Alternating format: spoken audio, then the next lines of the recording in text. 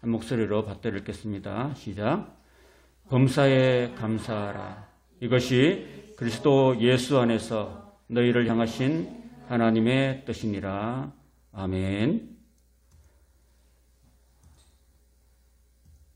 제목 같이 읽읍시다. 시작. 감사하며 삽시다. 단순하죠?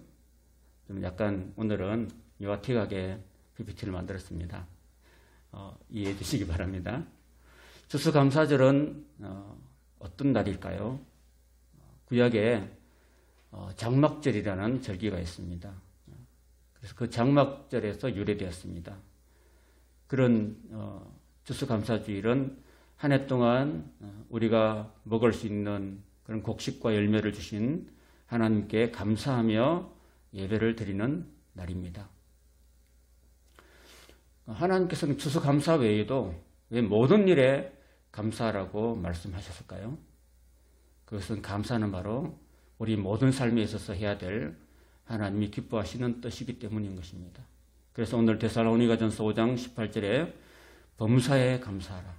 이것이 너희를 향하신 하나님의 뜻이라고 말씀하십니다. 불평해서 가나안 땅에 들어가지 못한 이스라엘 백성들 이야기를 잠깐 드리겠습니다. 이스라엘 백성들이 애굽에서 탈출해서 가나안을 향해서 떠나게 되었습니다. 애굽에는 아주 비옥하고 그리고 이스라엘 백성들이 유목민족이기 때문에 양과 소들을 먹일 수 있는 그런 풍족한 물과 기름진 땅이 있었습니다. 그런데 하나님께서는 여기가 아니라 이제 가나안 땅으로 인도하시게 되었습니다. 그래서 이스라엘 백성들은 모세의 인도를 따라서 가나안으로 향하게 되었습니다.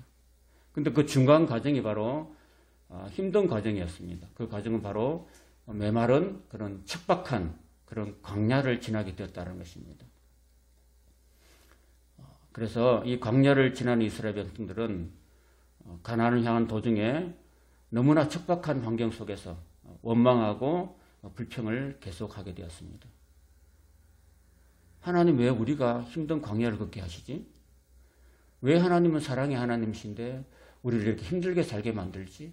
왜 이 힘든 코스를 걷게 하시지? 그리고 우리가 들어가야 될 가나안 땅 사람들을 살펴보니까 굉장히 큰 성읍이고 우리는 그들 보기에 메뚜기와 같다. 이런 식으로 마음에 부정적인 생각이 들고 또 그런 부정적인 생각과 함께 하나님 앞에 이스라엘 백성들이 또 모세를 향해서 불평을 쏟아 놓았던 것입니다. 감사했더라면 어땠을까 하는 생각을 하게 됩니다. 우리가 이 세상 살다 보면은 우리가 처한 이 삶의 환경이라는 것이 마치 척박한 네게브 광야처럼 굉장히 힘들고 어렵습니다. 낮에는 40도가 넘는 그런 떼약볕이 내리치고 밤에는 영하로 내려가는 그런 추위가 그들을 엄습하기 때문에 그리고 주변에는 온갖 위험한 짐승들이 어린아이들이나 노인들을 노리고 있는 그런 위험한 그런 광야를 지났기 때문에 이스라엘 백성들은 감사하기가 쉽지 않았습니다. 그래서 결국은 불평을 더 많이 했던 거죠. 그러나 원망하고 불평한 그런 사람들은 단 한 명도 기성세대의 한 사람도 여호수아와 갈렙 외에는 가나안 땅에 들어가지 못하게 되었다라는 것입니다. 그래서 그들은 하나님의 그 진노에 의해서 아무도 가나안 땅에 들어가지 못하는 그런 안타까운 상황을 맞이할 수밖에 없었습니다. 이런 것을 보면은 오늘 저와 여러분이 이 세상이라는 이 광야 같은 이 삶을 지나가면서 때로는 하나님께서는 우리로 하여금 어려운 환경에 처하도록 하십니다. 그럴 때 우리가 오직 하나님을 의지하는 그런 믿음이 우리에게 필요하고 또 하나님께서는 비록 메마른 광야를 지나지만은 우리를 다 보호하시고 지켜주신다는 사실입니다. 낮에는 구름 기둥으로 시원하게 해주시고 밤에는 불기둥을 세우셔서 이스라엘 백성들을 따뜻하게 보호하셨습니다. 그리고 하나님의 사자가 먼저 앞길을 인도했습니다. 그들이 이룰 곳을 먼저 하나님의 사자가 가서 탐색하고 그쪽으로 인도하셨고, 그리고 날마다 하늘에서 내려주는 만나를 먹여주셨고, 그들이 또 고기가 먹고 싶을 때는 저 홍해로부터 바람을 불어서 메추라기를 그들에게 아주 배가 부르도록 채워주셨습니다. 왜 하나님은 광야의 길을 걷게 하셨을까요? 그들이 오직 하나님만 의지하도록 그렇게 하셨던 것입니다. 제가 늘 말씀드렸듯이 장진숙이라는 그런 CCM 찬양 작곡가 작사자가 있는데, 그분이 광야에서라는 찬양을 작사 작곡하셨잖아요. 그 광야에서라는, 광야를 지나며라는 찬양은 자신의 어떤 간증 같은 이야기라고 할 수 있습니다. 그래서 그 광야를 지나면서 오직 주님만 내 도움이 되시고, 주님만 내 친구가 되시고, 주님만 내 빛이 되시는, 그렇게 만드는 바로 훈련 장소가 광야라는 것입니다. 오늘 저와 여러분이 살아가는 이 세상이 바로 그런 광야이고, 우리는 광야를 지내는 인생인 줄로 믿습니다. 그래서 오직 주님만 바라보고 우리가 연단받아서 하나님을 의지하고 우리에게 은혜를 베푸신 하나님께 감사하는 그런 삶을 살아야 된다는 것이 바로 광야를 지나게 하시는 하나님의 교훈인 줄로 믿습니다. 그러나 안타깝게도 광야를 지나던 이스라엘 백성들은, 기성세대들은 다 불평하다가 광야의 그 모래밭에 파묻혀 죽고 말았습니다. 오늘 저희들은 이런 이스라엘 백성들의 전철을 밟지 않고 오늘 하나님께서 우리에게 주시는 범사에 감사하라는 감사의 삶을 사시기를 주님의 이름으로 축원합니다. 언제 감사해야 됩니까? 모든 일에 감사하라고 말씀하십니다. 그래서 데살로니가전서 오늘 본문 말씀에 범사에 감사하라고 했습니다. 범사라는 건 뭘까요? 범사라는 것은 모든 일을 말합니다. 모든 일. 그 모든 일이 뭘까요? 기쁜 일도 당연히 감사해야 되겠고, 그리고 기쁜 일만 있습니까? 세상에는 어렵고 슬픈 일도 우리에게 있지 않습니까? 그죠? 요즘 최근 들어서 저희 주변에 목사님들이나 또 목사님의 가정 속에 심정지로 사망하고 또 유족들이 너무나 슬퍼하는 모습을 많이 보게 됩니다. 근데 그 장례를 우리 젊은 친구의 그 심정지로 사망한 그분의 장례식을 집전하시는 목사님께서도, 우리는 하나님께서 이렇게 젊은 나이에 그 생명을 데려가시는 것은 우리가 알 수 없지만, 그러나 하나님은 한 목적적으로 보실 때는 분명히 하나님의 선하신 목적이 있으니까 너무 슬퍼하지 마시고 먼저 하나님의 품에 안겼다고 생각하고 우리가 기쁘게 보내드리자고 그런 말씀도 하셨습니다. 슬픈 일을 안 당했으면 좋겠지만 슬픈 일을 혹 당한다 할지라도 하나님은 훗날 그 슬픔을 통해서 더 크신 은혜로 채워주실 믿고 감사할 수 있는 그런 마음이 우리에게 임하시기를 바랍니다. 안 좋은 일도 감사해야 되는 거죠. 사실 구약 성경 창세기 보면은 요셉이 형들의 미움을 받아서 17살의 그런 어린 나이에 애굽으로 팔려갔잖아요. 팔려갈 때 형들이여 저를 살려주세요. 형들이여 저를 죽이지 마세요. 라고 예원했지만은 형들은 끝내 그 동생을 팔아버리고 말았죠. 그래서 요셉은 애굽의 혈혈단신으로 아무것도 없이 아는 사람 한 사람 없이 내려갔습니다. 그러나 그곳에서 하나님은 요셉을 훈련시켰습니다. 그리고 훗날 그는 하나님께서 주신 꿈대로 총리가 되었습니다. 총리가 되고 애굽의 제사장의 딸과 결혼을 하게 되었습니다. 그리고 큰아들을 낳았어요. 큰아들 이름을 요셉이 므낫세라고 지었습니다. 그 므낫세 이름이 뜻이 뭐냐 하면은 잊어버리자라는 뜻입니다. 형들로부터 미움받고 버림받았던 그 아픈 과거, 그것들을 너무나 잊을 수가 없었던 거죠. 그래서 하나님께 기도하고 또 기도하면서 나에게 상처를 주고 나를 해했던 형님들을 그는 주님의 이름으로 주님의 마음으로 용서해 달라고 잊게 해달라고 그런 간절한 마음을 담아서 그렇게 지었던 거죠. 그리고 7년 대흉년 가운데 형들이 찾아왔잖아요. 형들이 몰골이 피접해서 먹지도 못하고 찾았던 그 형들을 나중에 시험한 결과 그 형들이 아버지를 생각하고 자기 동생 베냐민을 생각하는 그 마음에 감동을 받아서 진심으로 형님들을 용서하는 그런 요셉의 모습을 볼 수 있습니다.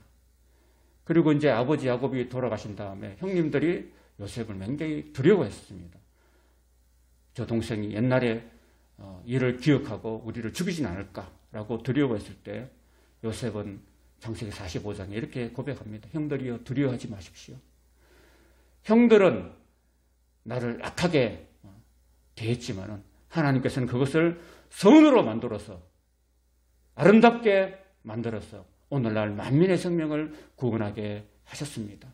그러니까 나를 이리로 보낸 것은 형님들이 아니라 하나님께서 그렇게 하신 것입니다. 그러니 형님들은 두려워하지 마시고 마음을 편하게 가십시오라고 위로하는 요셉의 모습을 보게 됩니다. 그런 요셉의 고백에서 그는 그 안 좋은 일들을 통해서라도 하나님은 한 목적적으로 선을 만들어 주셨다는 것을 고백하고 형들을 용서하고 그리고 모든 일에 이끌어 주신 하나님께 감사하는 요셉의 모습을 우리는 볼 수 있습니다. 그렇기 때문에 오늘 저와 여러분의 삶 가운데 일어나는 안 좋은 일도 우리 인간의 눈으로 보면은 원망과 그리고 미움과 쓴뿌리가 날 수밖에 없지만 하나님의 눈으로 볼 때 하나님의 마음으로 우리가 생각할 때는 하나님은 모든 것을 합력해서 선을 이루시는 좋으신 분이라는 사실을 기억하시고 로마서 8장 28절에 있는 말씀처럼 하나님은 모든 것을 합력하여 선을 이루시는 분이라는 그런 믿음을 가지고 주님 내가 지금 안 좋은 일을 당하고 억울한 일을 당하고 어려운 일을 당하고 있지만은 하나님께서는 다 모든 것을 합력해서 아름답게 이루어 주실 줄 믿습니다 하고 고백하며 감사하는 저와 여러분의 삶이 되시기를 주님 여러분 축원합니다. 그런 사람이 위대한 신앙인이 되고 그런 사람에게 하나님의 크신 은혜가 임할 줄로 믿습니다. 손양원 목사님은 두 아들이 공산당에 죽임을 당했잖아요.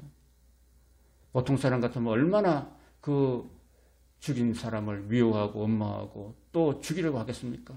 그러나 성령으로 충만하신 이 목사님은 감사했습니다. 두 아들이 순교하고 천국 가게 해주셔서 감사드립니다. 또 이렇게 기도했습니다. 아들을 죽인 원수를 내 아들로 삼게 해주셔서 감사합니다. 이거는 도저히 인간으로 감당할 수 없지만 성령으로 충만하시고 예수님의 마음으로 충만했던 이 목사님이 이렇게 하나님께 감사할 수가 있었습니다. 우리는 참 우리에게 잘못한 사람을 용서하기가 쉽지 않을 것입니다. 감사하기는 더더욱 쉽지 않을 것입니다.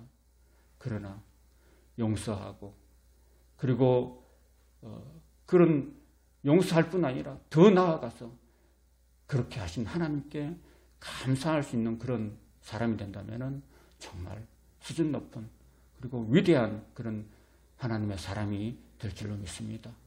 하나님께서 저와 여러분들에게 이런 큰 용서와 또 감사의 마음을 우리에게 주셔서 우리의 인생이 그 미움의 쓴뿌리에 잡히지 않고 벗어나서 자유롭게 되고 감사하고 그리고 용서하고 더 넓은 마음으로 하늘의 위로를 받는 은혜가 임하기를 간절히 바랍니다.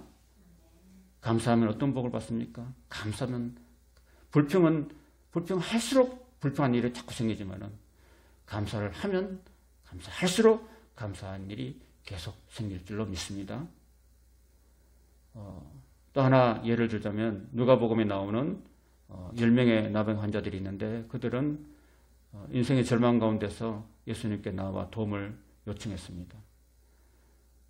그럴 때 예수님께서는 가서 제사장에게 보여라 라고 하시면서 그들을 돌려보내시면서 다 치료했습니다. 그들은 집으로 가는 도중에 다 치료받았습니다. 그런데 화장실 들어갈 때 마음하고 나올 때 마음이 다르듯이 그 10명의 고침받은 문중 나병 환자들, 한센병 환자들 중에서 단 한 명만, 그 사마리아 사람만 예수님께 다시 나와서 감사를 드렸습니다.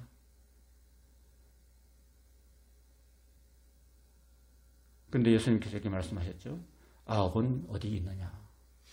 예수님이 이 말씀하신 이유는 감사하지 않는 사람한테는 섭섭한 마음이 예수님도 있었다는 뜻이죠. 그죠?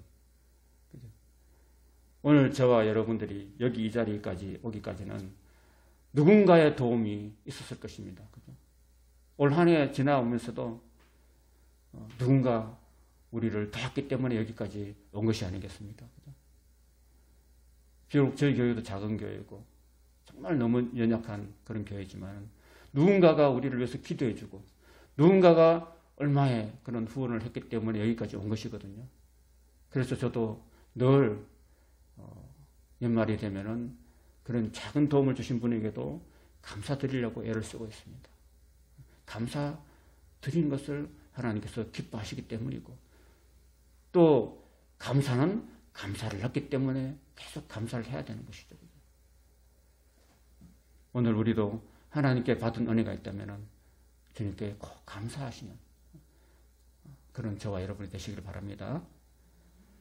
감사한 그 사람에게 내 믿음이 너를 구원했다고 구원의 은혜도 예수님은 허락하셨습니다. 미국의 유명한 스펄전 목사님은 이렇게 말씀하셨습니다.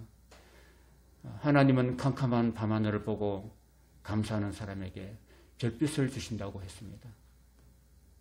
그리고 별빛을 보고 감사하는 사람에게는 달빛을 주신다고 했습니다. 달빛을 보고 감사하는 사람에게는 햇빛을 주신다고 하십니다. 그리고 햇빛을 보고 감사하는 그런 사람에게 하나님은 영원한 천국의 빛을 주신다고 말합니다. 사랑하는 여러분, 올 한 해 코로나 팬데믹 현상으로 모든 국민들이 힘겨워하고 있습니다. 교회도 어렵습니다. 여러분의 가정도 어려울 것이고 삶도 쉽지 않을 줄 압니다. 그러나 이 어려움 가운데서도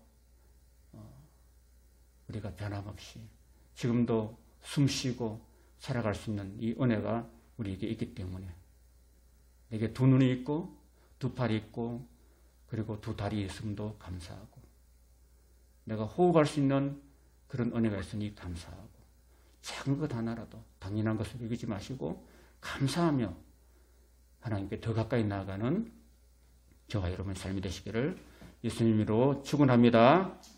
아멘.